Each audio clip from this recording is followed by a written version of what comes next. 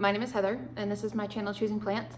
And this is a channel where I do different 30-day vegan challenges to find new recipes and to see what I like and what I don't like, find out things that are totally not sustainable for me.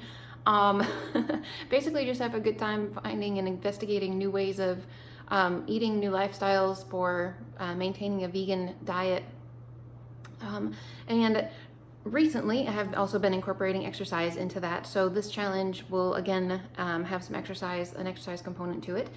So I have decided that I'm going to do a cookbook based challenge this time, where we have selected the Forks Over Knives cookbook.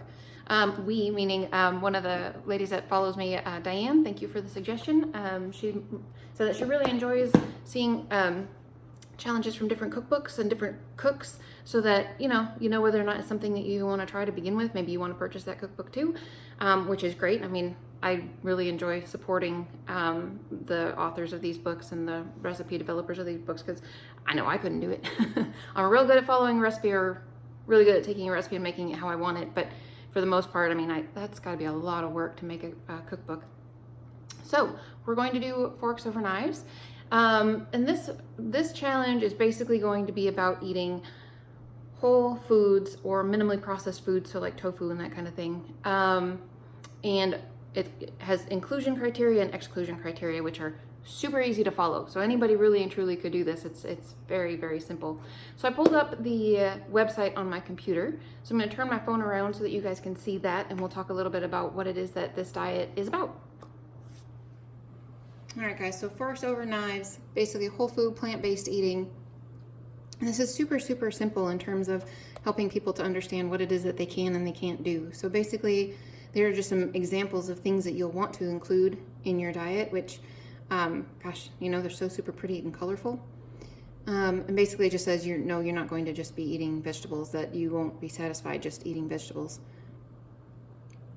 So one nice thing about this is that it does actually stress that eating fruit is very healthy for you. There's absolutely nothing wrong with doing that. And it's basically starch-based foods that you will enjoy eating, not just salads, which I can't tell you how many times I've been asked, do you just eat salad? No, but I love salad, don't get me wrong. This whole food math thing, it goes through that saying that basically if you eat plants, you're getting a whole bunch of fiber, whereas the American diet typically doesn't get a whole lot of fiber, and you will feel full longer because you're actually putting all that bulk in your stomach, but you actually are consuming fewer calories in the long run, which is awesome. And then it goes through basically saying that don't look at single ingredients, that even people who have been at this for a long time will get very concerned about, do I have enough calcium? Do I have enough protein? Do I have enough fats? All that kind of stuff. And basically saying that if you eat the whole packaged food, you're going to be okay. That's not to say that not everyone, I'm sure there's some people that have to have more protein for certain reasons, or have to have more calcium for certain reasons. But that's just, in general, if you're eating enough calories for your body, you're going to sustain where you need to be for your other nutrients as well. And this was the part that was easy. Load up on these, enjoy in moderation, avoid or minimize. So, and basically it doesn't say that you can only have so many servings of fruit or so many servings of vegetables. It's eat these things till you're full. Enjoy in moderation.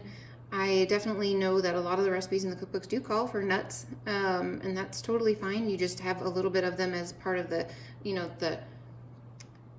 it's like you would put salt on a recipe. You put a little bit of nuts on the top of your salad, but you don't have like the entire recipe is based on that. A little bit of plant-based milks are fine, and then you're supposed to avoid obvious things that we always avoid, so the dairy products and the meat and eggs. Also with the white bread, the white pasta, the white rice is again something that is they would prefer you to have brown rice, or really any of the wild grain rices would be fine too. So those are the things that they want you to fill up on and then to avoid. So there you go. That's what I'm going to be eating. I'm going to, I will definitely be making recipes almost exclusively out of the Forks Over Knives cookbook, or recipes off of their website, or I may throw in a few recipes here or there that follow their line of thinking in terms of load up on these, enjoy these in moderation, don't have these at all.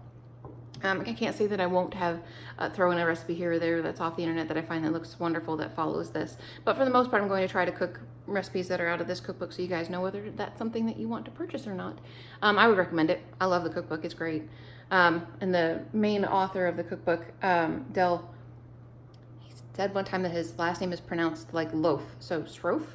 So there you go. Del Srofe. Anyways, so the other thing that I talked about earlier is I will be doing exercise. I haven't figured out what exercise yet. Some exercise of some sort. I like to change things up in terms of the exercise, and not because I don't think any one exercise is better than another or not as good. I just get bored easily.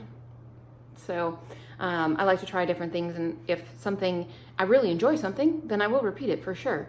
But I like trying different things and seeing if I like something better than something else, because you never know.